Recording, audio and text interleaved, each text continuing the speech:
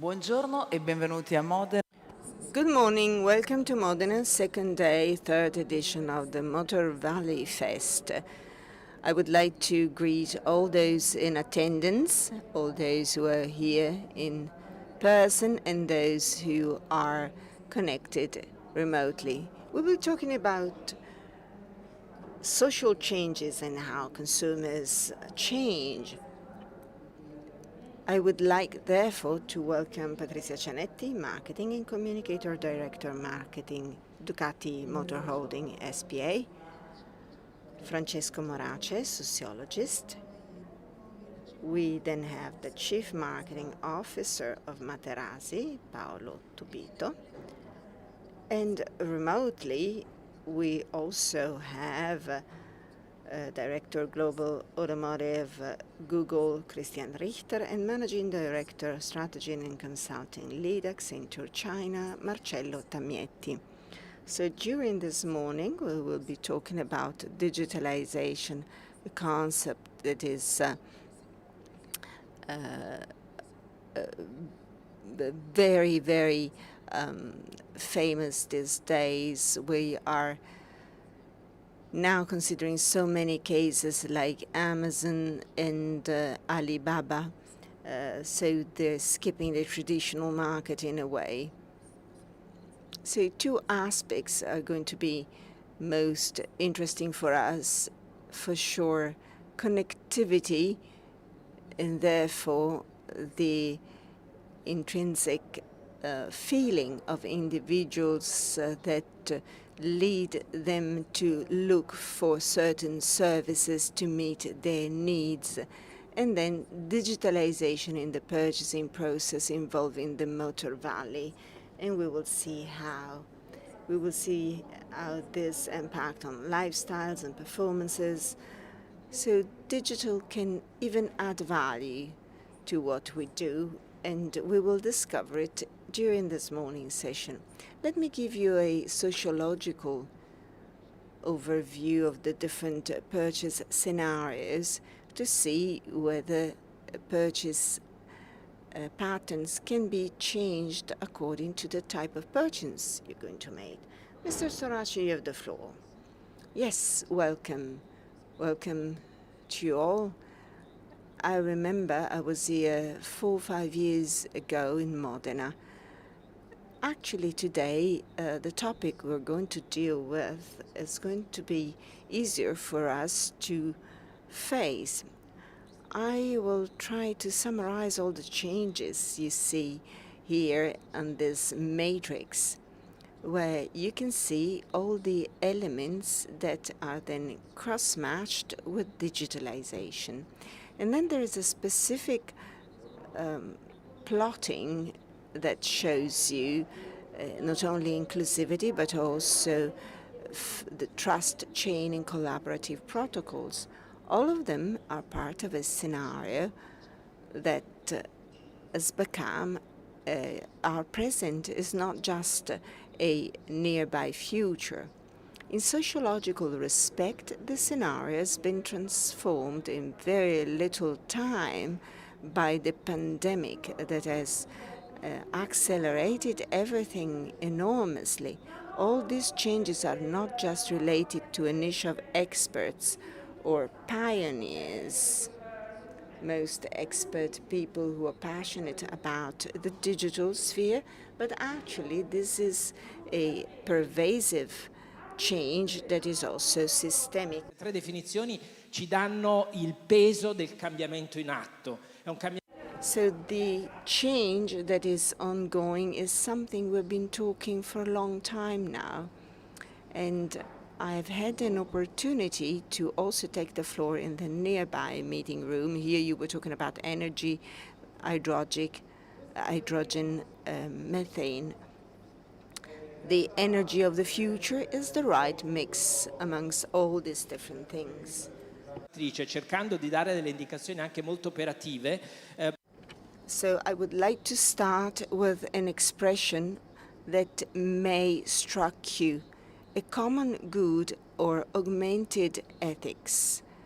which we utilize to signal that in an augmented reality, that is the experience that we define as on-life experiences, they're not on, they're not off, they are integrated in a long life, in an augmented reality, where we have to deepen and strengthen the values.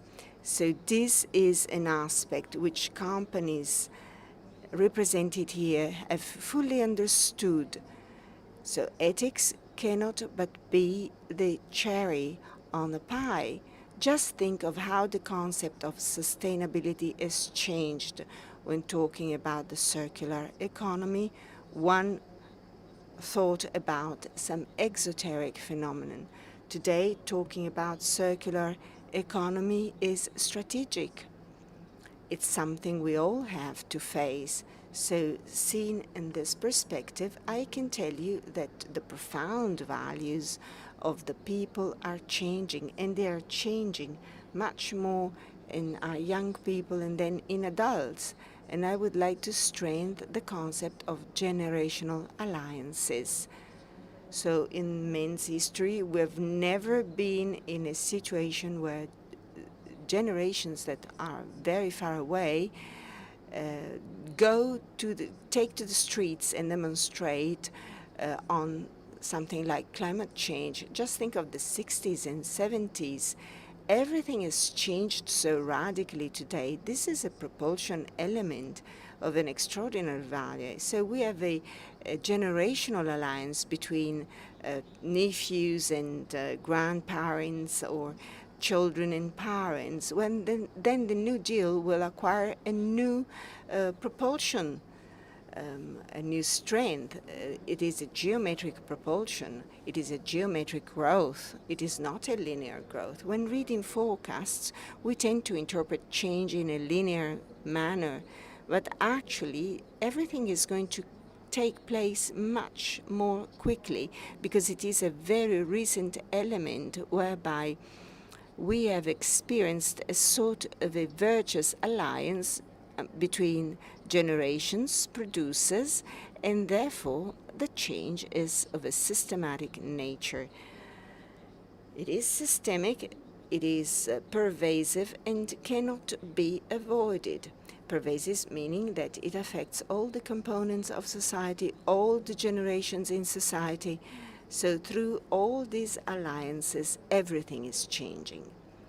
And the second part of my contribution would like to consider the operational fallout of all this. How is retail going to change? We call it precision retail. It is an on-life retail, which means that the digital sphere will have a role that it never had in the past. And it will also be a digital experience, a physical experience that you would like to experiment with. So talking about new purchasing ways is purely indicative. Probably we won't buy cars, but the user experience, the hiring experience is going to count more. So we have to detach the concept of cars from mobility. 20-year-olds don't think of mobility in terms of owning a car. Light mobility go from the use of a simple means of transport to the hyperloop. So very probably, as we have learned during the lockdown period to appreciate whatever we missed, then no doubt it will be a luxury experience, a rare experience, a desirable experience that will have very different characteristics. So we think that the self-driven car is a concept of the past already, because in the future our young people will be interested into something different. We will have to face everything in a systemic manner. What is going to count most? The quality of life, the quality of space, the quality of our time. Therefore, we have to think of strategies that increase in terms of value with the use of digital, with sustainability, so strong values coupled with certain behaviors that still are personal behaviors. So tailor-made, made to measure, both in retail and communication and sales. So if we put all these things together, we should never forget that in this 1.5 year, proximity, which means being close, digitally or physically, cities being redefined, the importance of the neighborhood. Well, these are all elements that are very complex for us to put together. This is why we put them in a matrix. But marketing has to become societing rather. It's something we've been saying for a long time, and it is becoming a reality. So we cannot create a world apart where we decide about elements linked to the past, because the consumer is a son, a grandfather, a grandmother. So we have all the instruments at our veil to face this new reality. This is the initial contribution I would like to give you. Thank you very much, Mr. Morace. The analysis is very important to get an understanding of how we can best tackle change. From China, we now have Mr. Tamietti. Good morning, Marcello Tamietti.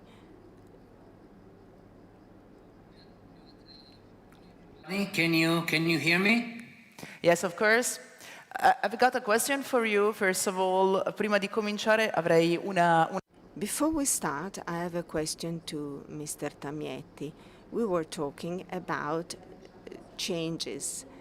We know that in China, two phenomena are going on. One is linked with electric cars that are being sold via the internet, and on the other side, producers of consumer goods, mobile phones, who would like to enter the automotive field. Maybe these are the two areas that we could consider as a start, on top of whatever you think it's useful for us to know from your experience. Okay, thank you. So first of all, thank you a lot for having me with you today. I moved to China 2 years ago. Now I live in Shanghai. I leave our strategy and consulting practice here in China. And after 2 years in China, I'm still be so much impressed on the progress of China, especially when we talk about the connection with their customer with digital. So to your first question, let me start with the two numbers, because as you may know, on November 11, Alibaba has their Black Friday, right? And in one day, last year, they traded $78 billion in one day on their Tmall and Taobao platform. So that is a number that is really huge. The second number that I think that we should reflect on is that in that day, on the Alibaba platform, they were sold 330,000 cars in one day on that platform. That's something that is really the measure on what is digital and digital commerce in China.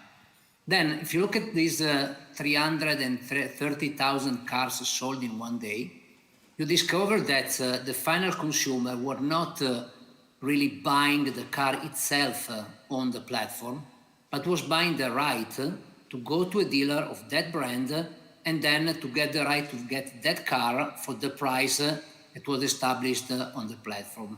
And this is where we see the development of the direct sales of cars using digital in China, because still the direct sales, so where really the company like Tesla or NIO are selling the car on the platform. You buy your car, the car is delivered to you, is still a small fraction of the business, like 2%.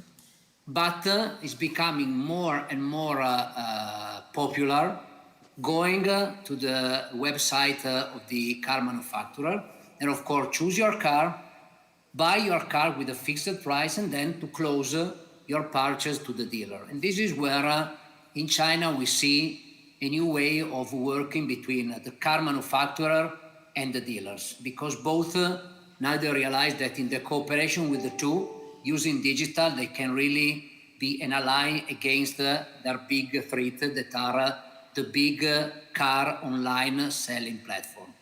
So this is for your first question. Yes, the second question is very interesting because in China, the technology giants are entering in the automotive business. And 2 months ago in Shanghai, we had the auto show every year.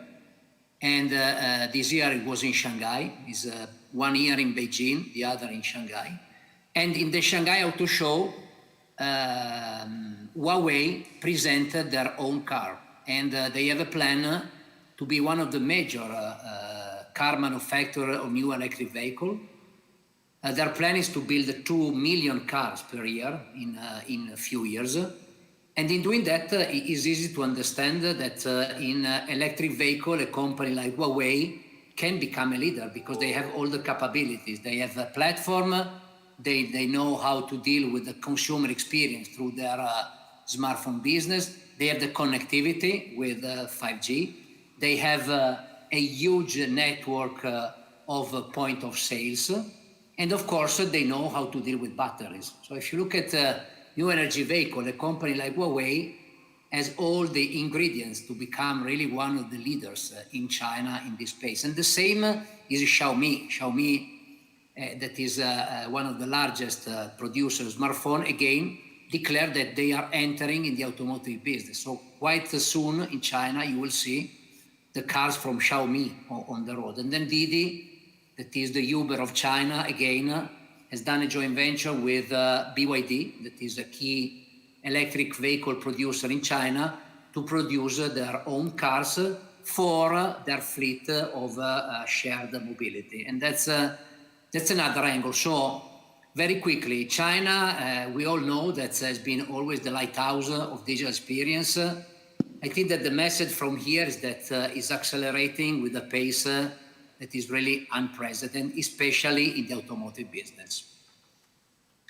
That's all from my side. And Grazie, grazie infinito. Thank you. Thank you very much for this very interesting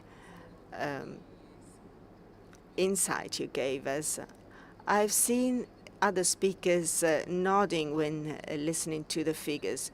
We will be talking about it in a minute.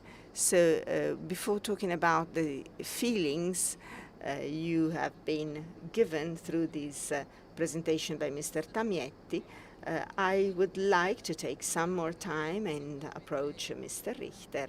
Mr. Richter, I have a lot of questions for you. Good morning for being with us, first of all, and welcome. Good morning from Monaco di Baviera, so from, as we say, the most northern town of Italy, so from Munich. Vorrei fare un focus con lei su quello che è il I would like to focus on the customer environment, the customer world. How are clients moving? Are there any tools that could be useful for companies in order to improve their relationship with the client? And I would like to ask you something about the luxury world. You have the floor. Okay, so tools to connect with the client, I think what we see is that clients are very, very, very online. I mean, what we see is that the entire shift, what also happened during Corona, that the entire shift to more online retail, now that COVID is going back and shops are reopening, dealerships are reopening, that still the trend towards online retail is staying as high. It's basically not falling back to pre-COVID levels. So the entire change of an entire industry, retailers and all of them actually going to a more digital model is about to stay. So this is not going to fall back to 2019. So this is, I think, the first thing. And I think it's coming from both sides. On the one side, you have an industry, an ecosystem that actually learned how to deal with online. So they all built their capabilities, they improved their websites, they improved how to integrate their CRM systems and everything. That's the one side. On the other side, also, you have customers who are just trained and used to do everything online. And you can pretty much buy anything online, even your biggest ticket item, probably like a mortgage for a house. You can do it totally online. So why shouldn't you also experience and buy a vehicle online? So I think this is something, and I think the more upscale and the more premium the customers are, the more they're actually used to do literally each and everything online. I mean, many people have several phones. They have their iPad, they have their tablet, they have all of this. They use connected TV. So basically, a lot of these people actually cannot even reach through linear TV or traditional channels. You only reach them through digital channels. Dottoressa, chiedo gentilmente. I would like to ask Mr. Richter to stay online with us because I would like to do something out of the box. Mrs. Cianetti from Ducati Motor Holding, she's Marketing and Communication Director. What are the tools that have been chosen by you, and what is your experience? I think that you have a lot to say and teach. Let's start now from a few introductory words. We've talked about the automotive, but we in Ducati, we say that we deal with entertainment. And it is a play, a game that has a bit different rules because, of course, we want our customers to be happy, energized, especially during their leisure time. And in this context, the Ducati customers' relationship with the brand is key. There is a strong emotional involvement, and it is, of course, clear that the digital world with the various shades plays with that. Ducati has a long-standing tradition of digitization, starting from back to 1999, when various opportunities have been taken and developed. And today we are trying and offering new contacts, new interaction opportunities through various diverse means, the website or an app, a relationship with the dealership, and relationships with the other Ducati community members.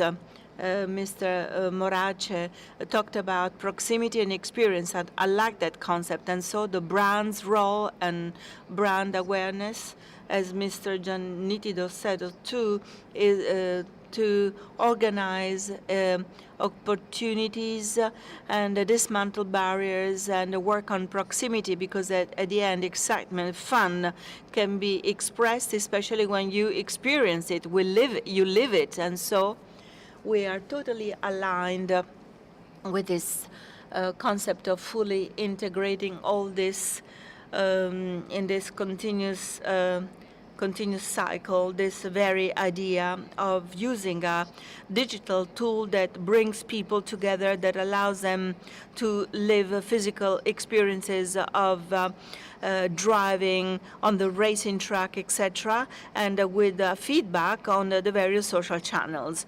That brings this continuum, this continuity on, off, before, after. There is a continuous flow, and that is absolutely true for us as well. Mr. Richter, back to you for one last question connected to the situation that we're going through. What do you see today? My question is very simple. Looking ahead towards the next future, I would like to ask you, what are the differences between the next future and the further future in the long run? As is often the case, we have observed there are different times, steps. There are a few times when a lot of change happens, and whereas in other places and times we just talk about long-term change. So what can you tell us about it? Okay, so this is almost a philosophical question. So, and also, I mean, the one thing I can tell you at Google, we only see what people are searching today. We unfortunately do not see what they will be searching for in 2 to 3 years. So I can give you more my own interpretation of of the future. But what we immediately see is, again, I think the entire situation we've been through in the last 2 years has been a great catalyst and has really, really advanced everything in the digital area.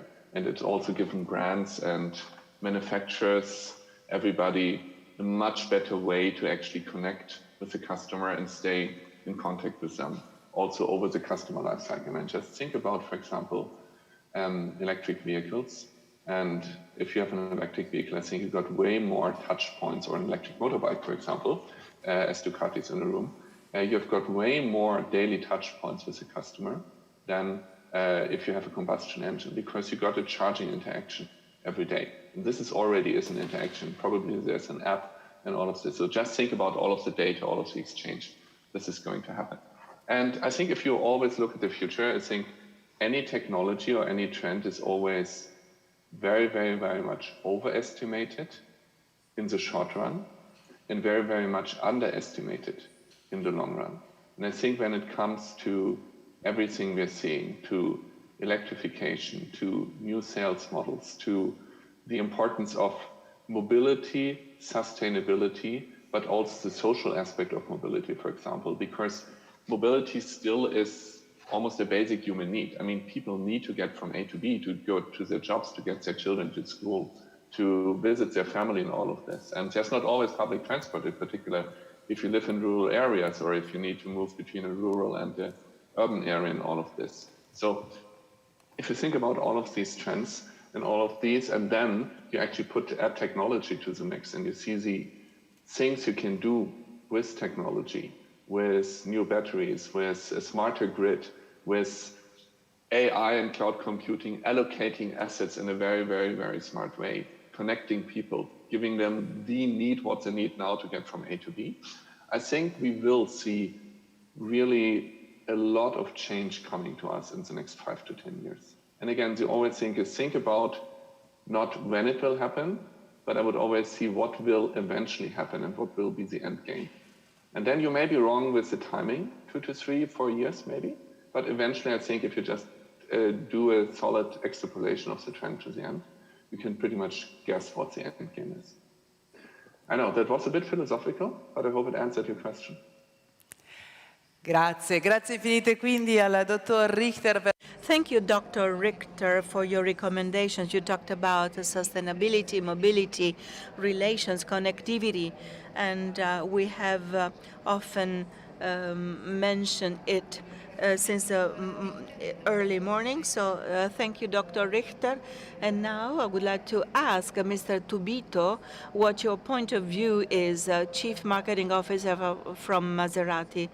Francesco Morace, social work scientist, talked about this tendency towards customization, this willingness to be close to customers also through this expectation that might be a bit different and unique. So can you please explore this item, this point?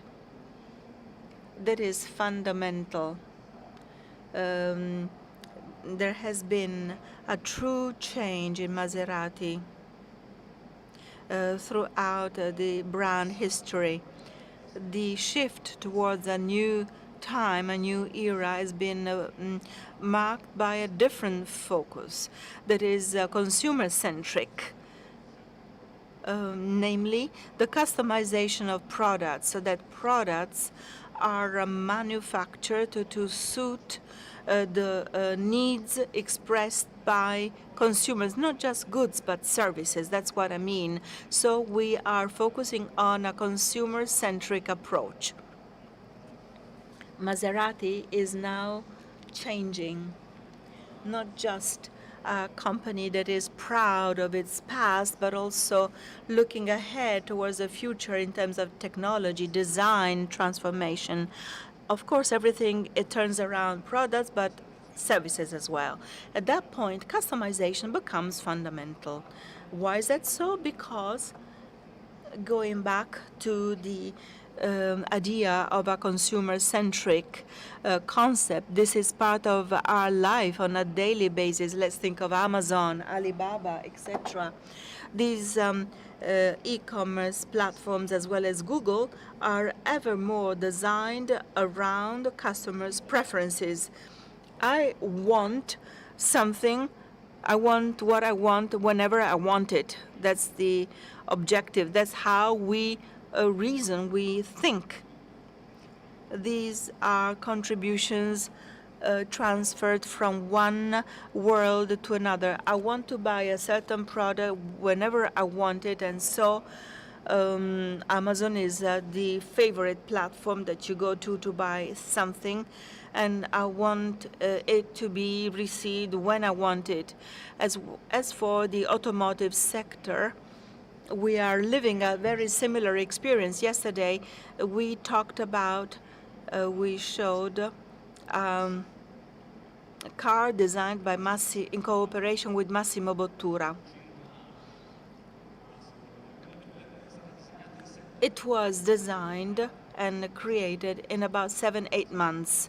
Massimo would have liked it in 7-8 weeks, if that would ever been possible. So even then and there, he said, I want it now. And of course, there are technical issues and constraints, but the issue is as soon as possible with a customized design exactly as I want it, with a specific color, a specific design, and optionals and specificities. And I want it to be taken to my own home, to my doorsteps. It is not just a question of product, but experience, service. A lot has been said already by my colleagues. Let me add something more. And the use of a platform like Amazon or Google, of customization, but also of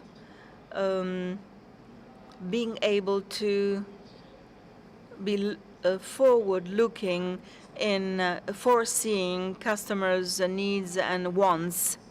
So analytics, data analytics becomes fundamental, and that is why these platforms are fundamental. Digital development to know our customers and the customers' needs better is fundamental. So we want to really anticipate them.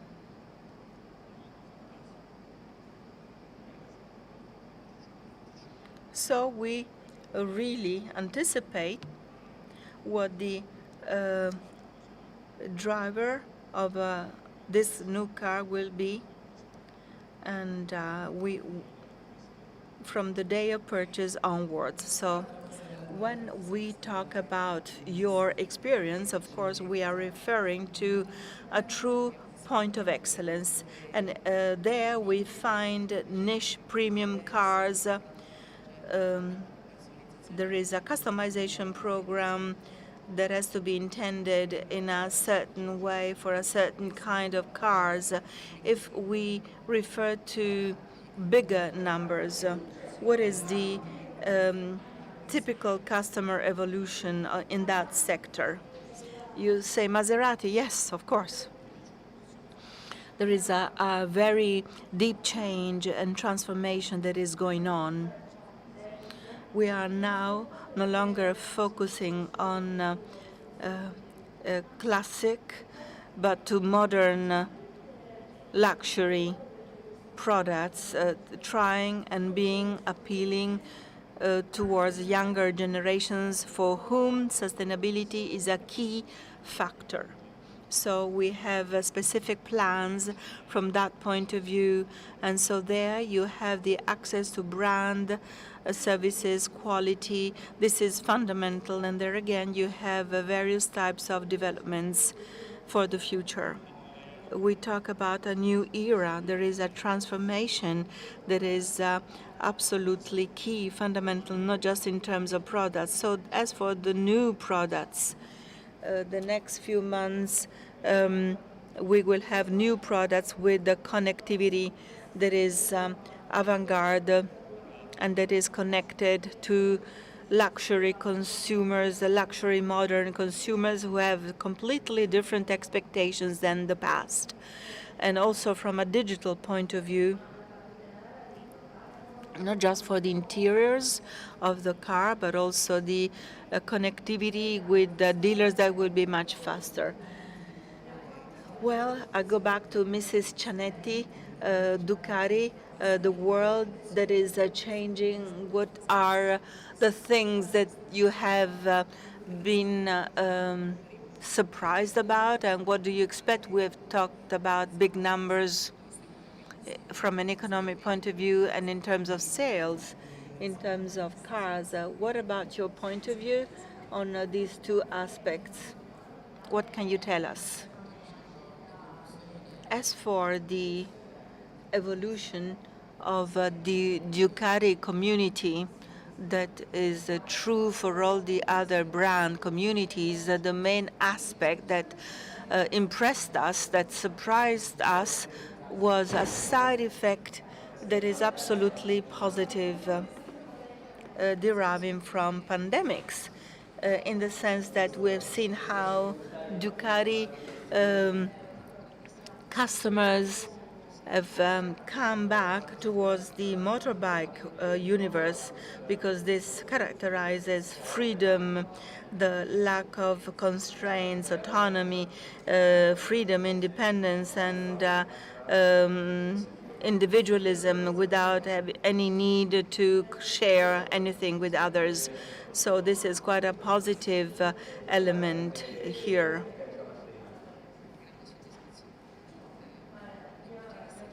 So, from the point of view of change,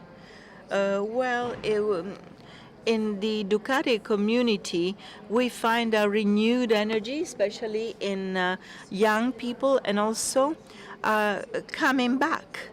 New signals of female bikers who are really willing and ready to enjoy biking that is quite new, unprecedented, especially when it comes to young generations. There is a new generational relationship. We can see many examples of fathers and sons, or mothers and daughters buying a motorbike that will be shared, and also this transfer from the grandfather or to his own son.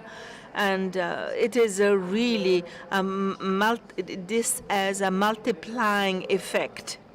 And when we see that, that is something we love. And we try and organize experiential platforms to include children. So the driving school academy for the children of Ducati customers.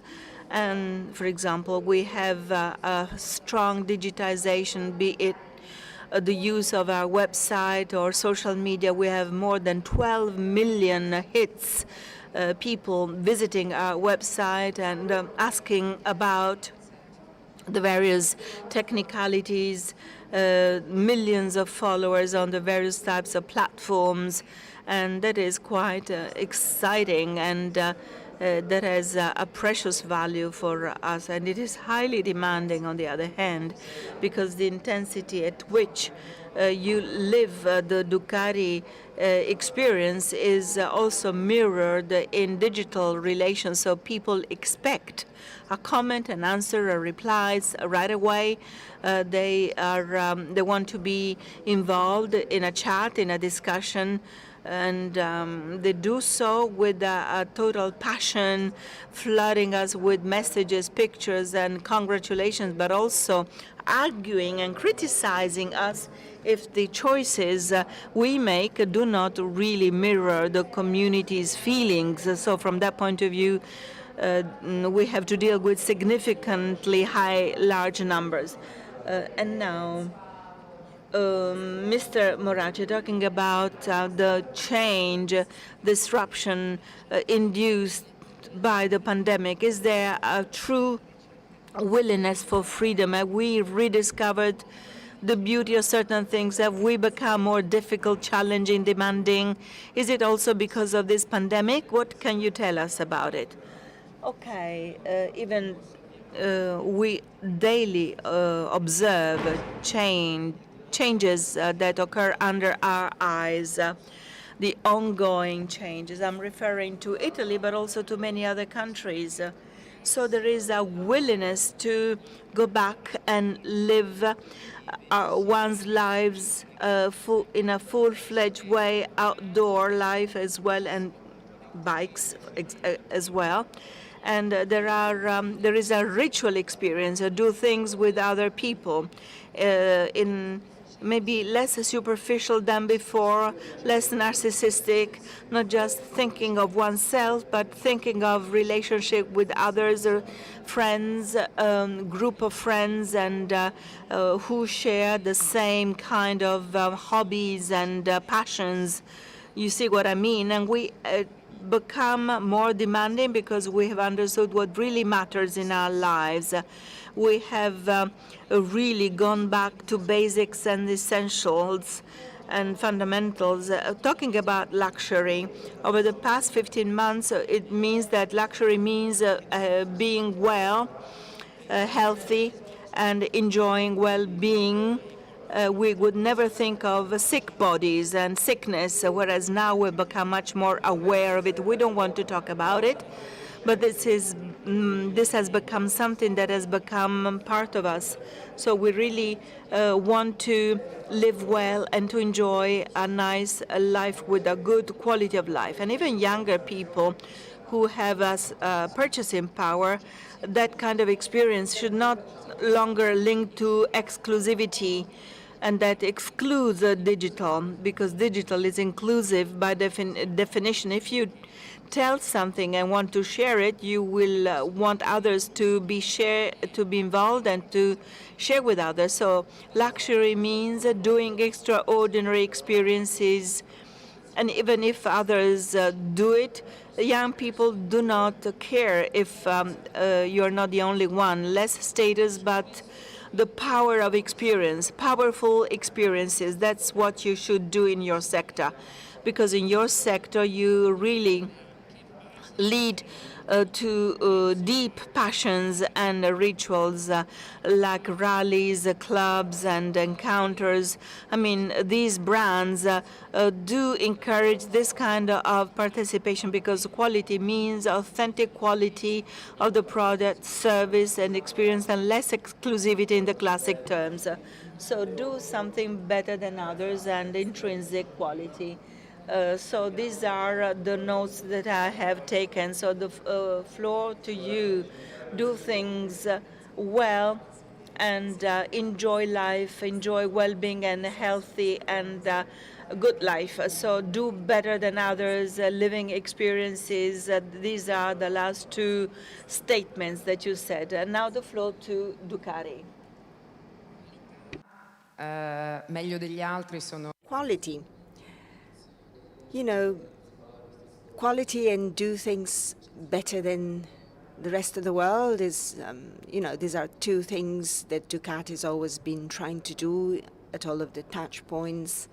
Product first, but services as well are important to us. The direct relationship with the brand, with the dealers, amongst the community members, among Ducati owners. And I would like to add on something I found in your chart, the concept of trust.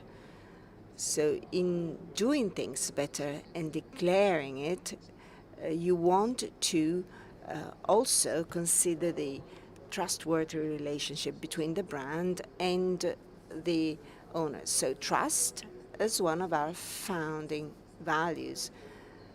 So brand sophistication, performance, and trust, because we believe that participating into something unique and highly valuable must for sure rely on the trust between all of the stakeholders. So those who are part of the game should all benefit from it. Thank you very much. Very interesting insights. For us, the redefinition of luxury is fundamental. In fact, we have experienced changes even before the pandemic, but the pandemic has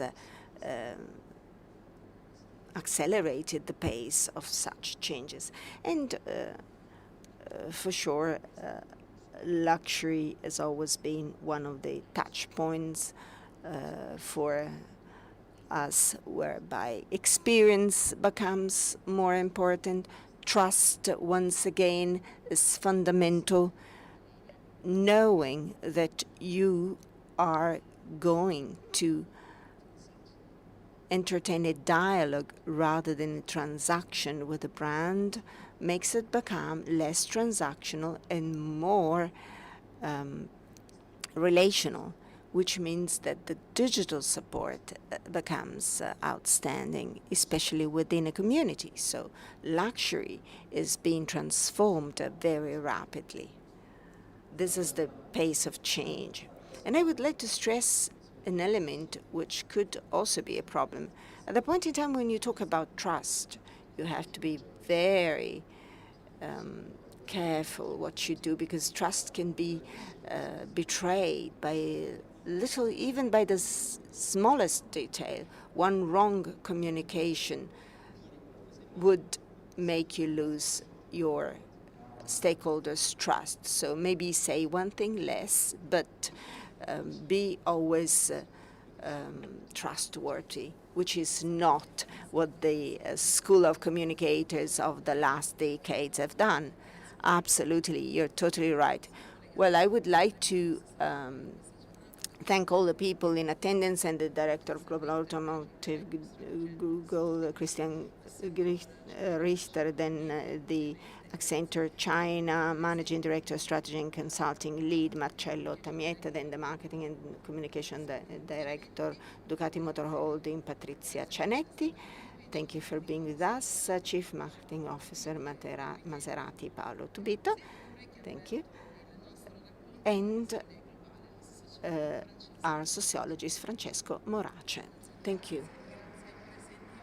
Thank you to all those in attendance. Thank you to all the people who have followed us remotely, and see you soon at the Motor Valley Fest.